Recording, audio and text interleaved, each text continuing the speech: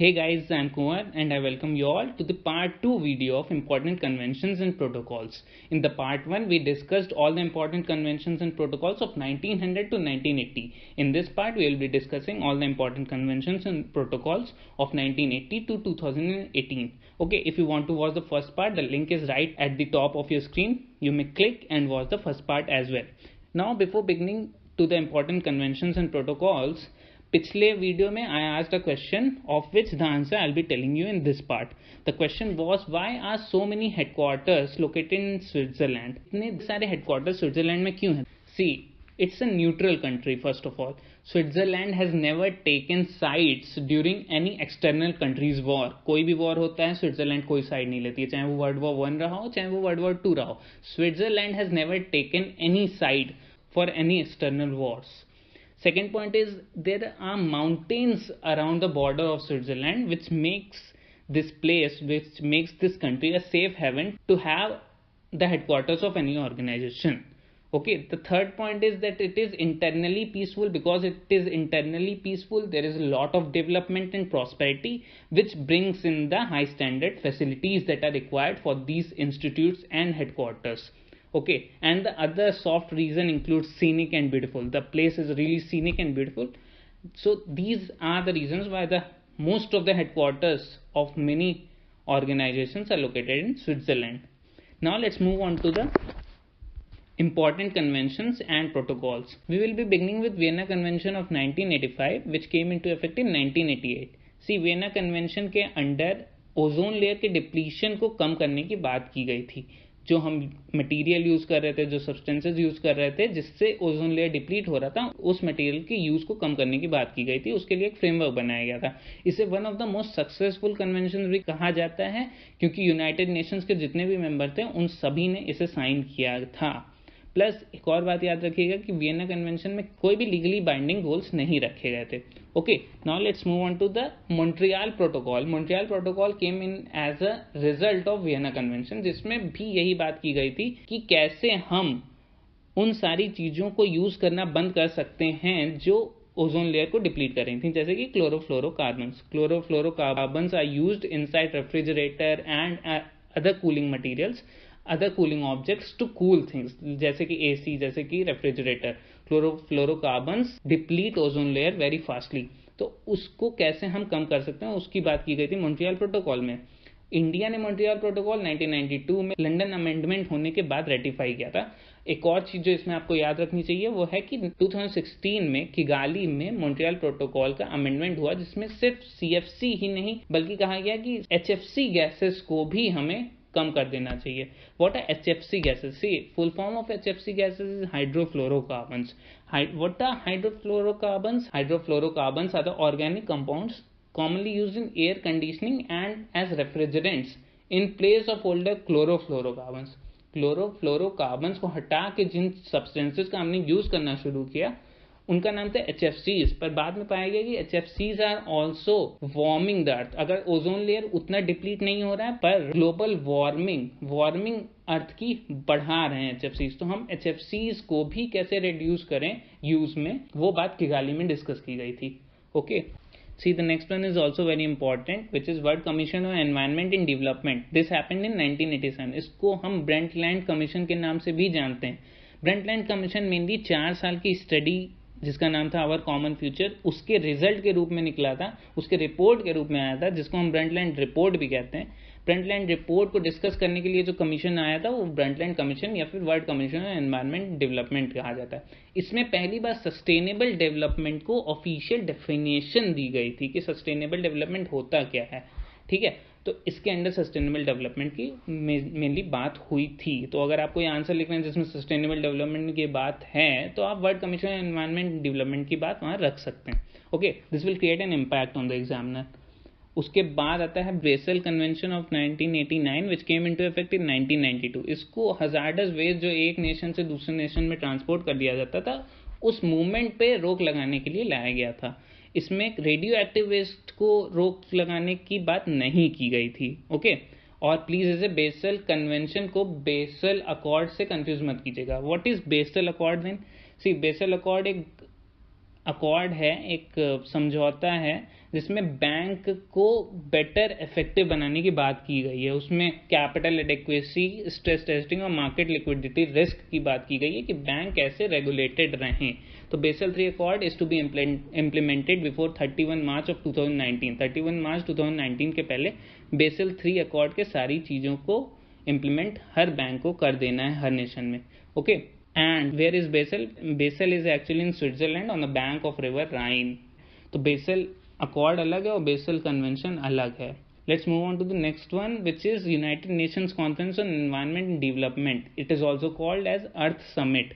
इसको biggest international conference कहा जाता है, plus it is also called as parliament of the planet. इसमें 5 इंपॉर्टेंट डॉक्यूमेंट्स रिजल्ट के रूप में उभर के आए, which were the first one is very important, which is Rio Declaration। एक स्टेटमेंट था जिसमें हर देश को किस तरीके से एनवायरनमेंट प्रोटेक्ट करना है और डेवलप करना है उसकी बात की गई थी। सेकेंड वन इज एजेंडा 21, जिसमें सारे एक्शन प्लान बनाए गए थे कि कैसे सस्टेनेबल डेवलपमेंट किया जा सके। प्लस तीसरा था legally non binding principles of forestry. Forestry में किस तरीके की स्टेप्स लिए जाएं उनकी बात, but it was non binding.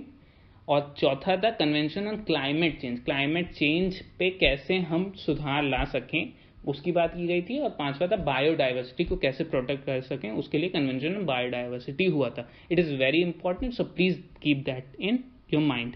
Okay, the next is International Convention on Salvage of 1989 which came into effect in 1996. See, इसको समझाने के लिए मैं पहले एक सिनेरियो बताता हूँ, उससे समझने की कोशिश कीजिए। मान लीजिए एक शिप जा रहा है जिसमें ऑयल भरा हुआ है, किसी कारण उसमें लीकेज होने लगता है, ऑयल स्पिल करने लगता है ओशन सरफेस पे। अब दूसरा शिप बचाने के लिए आता है, ट्राई करता है कि जो स्पिलेज है वो ना हो बल्कि वो रुक जाए, बट किसी कारणवश जो लीकेज था वो इतना ज़्यादा था कि उसे हम रोक नहीं पाते हैं। तो जो शिप था जिसमें लीकेज था वो वेस्ट हो जाता है and the spill gets all over the surface of the ocean. Brussels convention on assistance and salvage at sea 1910 में जो हुआ था, उसके अकॉर्डिंग अगर कोई सैल्वर या बचाने के लिए जाता है और मिशन जो है वो सक्सेसफुल नहीं होता है, मतलब स्पिलेज को वो रोक नहीं पाता है, तो उसे किसी भी प्रकार का रिवॉर्ड नहीं मिलेगा। But according to the international convention on salvage जो 1989 में हुआ और 1996 में इफेक्ट में आया, उसके अकॉर्डिंग अगर कोई सैल्वर या बचाने वाला जाता है स्पिलेज को रोकने के लिए और इफ ही इवन फेल्स, लेकिन उसका अटेम्प्ट जो है जेन्युइन है, अच्छा एफर्ट करता है अगर वो, तो उसे भी रिवॉर्ड मिलना चाहिए। तो Brussels convention on assistance and salvage कहता है कि नहीं मिलना चाहिए किसी भी सैल्वर को अगर मिशन सक्सेसफुल नहीं होता है, और इंटरनेशनल कन्वेंशन ऑन सैल्वेज कहता है कि हाँ मिलना चाहिए अगर ऑनेस्ट अटेम्प्ट रहा तो। प्लस इसी के अंडर एक और कन्वेंशन इसी से रिलेटेड रहा है जिसका नाम है Nairobi international convention on the removal of wrecks. अगर किसी भी कंट्री के स्पेशल इकोनॉमिक जोन के अंडर किसी शिप का रेकेज होता है या शिप स्पिल कर देता है ऑयल, तो उस कंट्री, जिस भी कंट्री के स्पेशल इकोनॉमिक जोन में वो शिप रेक कर रहा है, तो वहां उस स्टेट की अथॉरिटी के अंडर उस शिप के रेक्स को हटाया जा सकता है without implying that the state is claiming sovereignty over that area. Okay, now I hope you have understood International Convention on Salvage and Nairobi International Convention, Brussels Convention as well. Now let's move on to the next one, which is UN Convention on Desertification of 1994. जो सूखा बढ़ रहा था पूरे world में, उससे combat करने के लिए इसे बनाया गया था। To combat desertification and mitigate the effects of drought through national action programs that incorporate long term strategies. Okay, और ये लीगली बाइंडिंग था कन्वेंशन। 2006 में international year of deserts and desertification भी मनाया गया था। 2006 जो ईयर था वो international year of deserts and desertification ही था। ओके, इसी से रिलेटेड एक क्वेश्चन है कि which Indian city hosted the Asia Pacific regional workshop of UN convention to combat desertification of 2018। 2018 में किसी इंडियन सिटी ने होस्ट किया था एशिया पैसिफिक रीजनल वर्कशॉप को, इसी कन्वेंशन के रीजनल वर्कशॉप को। तो वो कौन सी सिटी थी? The city was new Delhi. Okay, now let's move on to the next one, which is Hague Convention on Civil Aspects of International Child Abduction। इसको India ने अभी तक रेटिफाई नहीं किया। ये पॉइंट बहुत इंपॉर्टेंट है क्योंकि अमेरिका इंडिया पे लगातार प्रेशर बना रहा है कि इसे इंडिया रेटिफाई करे, लेकिन अभी तक इंडिया ने रेटिफाई नहीं किया है। It provides an expeditious method to return a child internationally abducted by a parent from one member country to another. मान लीजिए एक कंट्री है जहां दो लोग रहते थे, दोनों पति पत्नी थे, लेकिन दोनों पति पत्नी अलग देश के थे, उनका एक बच्चा होता है, डिवोर्स हो जाता है दोनों पति पत्नी का। अब एक पेरेंट दूसरे पेरेंट से बिना पूछे अगर अपने बच्चे को उठा के अपनी कंट्री में ले जाता है तो उसे अबडक्शन कह देते हैं इंटरनेशनल लॉ के तहत। तो वहां पे क्या नियम फॉलो किए जाने चाहिए और क्या नहीं किए जाने चाहिए वो हाग कन्वेंशन में बताया गया, लेकिन इंडिया ने अभी तक इसे रेटिफाई नहीं किया है। एक और कन्वेंशन हाग कन्वेंशन से रिलेटेड है जो कि 1993 में आया था और फोर्स में आया 1995 में, जिसका नाम है हाग एडॉप्शन कन्वेंशन। उसमें किस तरीके से किसी बच्चे को अडॉप्ट किया जा सकता है और किस तरीके से नहीं किया जा सकता है उसके बारे में बात की गई है। मान लीजिए बहुत लोग बच्चे के एडॉप्शन के नाम पे उनकी ट्रैफिकिंग करते हैं, तो उन सारे क्रिमिनल एक्टिविटीज से कैसे डील किया जाए उसे हाग एडॉप्शन कन्वेंशन में बताया गया है। Okay, the next one is Montreal convention of 1999। Montreal convention वही कन्वेंशन है जिसने अमेंड किया था वॉर्सो कन्वेंशन को, कि किस तरीके से एयर डिजास्टर में विक्टिम्स को कंपेंसेट किया जाए। मान लीजिए कोई एयर डिजास्टर होता है तो जो विक्टिम्स हैं उनको किस तरीके से कंपेंसेशन मिले, उसके बारे में मॉन्ट्रियल कन्वेंशन ने कुछ वॉर्सो कन्वेंशन की चीजों को अमेंड किया था। The next one is Kyoto protocol of 1997 which came into effect in 2005। Kyoto protocol में ग्रीन हाउस गैसेस के एमिशन को कैसे कम किया जाए उस पर चर्चा की गई थी और उसके लिए रिपोर्ट्स जनरेट किए गए थे। ग्रीन हाउस गैसेस वो होते हैं जो सन के एनर्जी को एब्जॉर्ब करके रेडिएशन के तौर पे अर्थ को गर्म करते हैं। ग्रीन हाउस गैसेस बुरे नहीं होते हैं, अगर ग्रीन हाउस गैस ना हो तो आपकी जो हमारे बीच टेम्परेचर है वो बहुत कम हो जाए और हम सरवाइव ना कर सकें, बट ज्यादा भी अच्छा नहीं होता है क्योंकि वो फिर गर्मी बहुत ज्यादा पैदा करते हैं। अर्थ के साथ अभी ये हो रहा है कि ग्रीन हाउस गैसेस की क्वांटिटी बहुत ज्यादा बढ़ चुकी है और हमारे अर्थ के टेम्परेचर को वो बढ़ा रहे हैं। जैसे कि जो इंपॉर्टेंट अर्थ या एटमॉस्फेयर में पाए जाने वाले ग्रीन हाउस गैसेज हैं वो वाटर वेपर है, carbon dioxide, methane, nitrous oxide and ozone. Ozone is also a green house gas, you have to remember. ठीक है, ग्रीन हाउस इफेक्ट इसी को कहते हैं जब ग्रीन हाउस गैसेज बढ़ जाते हैं और उनके अंदर जो रेडिएशन एब्जॉर्ब करके हीट पैदा करने की क्षमता है वो भी बहुत ज्यादा हो जाती है। तो यही हमारे साथ हो रहा है, ज्यादा ग्रीन हाउस गैसेज हो रहे हैं, ज्यादा green house gases green house effect produce कर रहे हैं जिसके कारण ग्लोबल वार्मिंग हो रही है। ओके, क्योतो प्रोटोकॉल में इससे डील करने के लिए बातें कही गई थी। Now the next one is Rotterdam convention of 1998 which came into effect in 2004। इसके अंडर हजार्डस केमिकल्स की यहाँ बात की जा रही है, हजार्डस वेस्ट की नहीं, हजार्डस केमिकल्स को किस तरीके से एक कंट्री से दूसरे कंट्री में रिस्पॉन्सिबिलिटी के साथ ले जाया जा सके उसके बारे में बात की गई है। Okay, the next one is Stockholm convention on persistent organic pollutants. Persistent organic pollutants क्या होते हैं, वो ऐसे कोई भी हजार्डस ऑर्गेनिक केमिकल कंपाउंड होते हैं जो नॉन बायोडिग्रेडेबल हो, मतलब खुद से एनवायरनमेंट उन्हें गला के मिट्टी में परिवर्तित नहीं कर सकता है। ठीक है, जैसे कि प्लास्टिक ऑर्गेनिकली फाउंड बैक्टीरिया उसे कभी भी डिग्रेड नहीं कर पाते हैं, तो नॉन बायोडिग्रेडेबल मटेरियल्स होते हैं, उन्हें हम कहते हैं परसिस्टेंट ऑर्गेनिक पॉल्यूटेंट्स। उस पे हुआ था स्टॉकहोम कन्वेंशन जिसमें यह बताया गया था कि इनसे कैसे डील किया जाए और कम किया जाए इन्हें। ठीक है, इसी से रिलेटेड एक और ग्रुप बनाया गया था जो कि था ऑस्ट्रेलिया ग्रुप। इसके अंडर नहीं बट बिल्कुल अलग क्वेश्चन है ये कि ऑस्ट्रेलिया ग्रुप क्या था।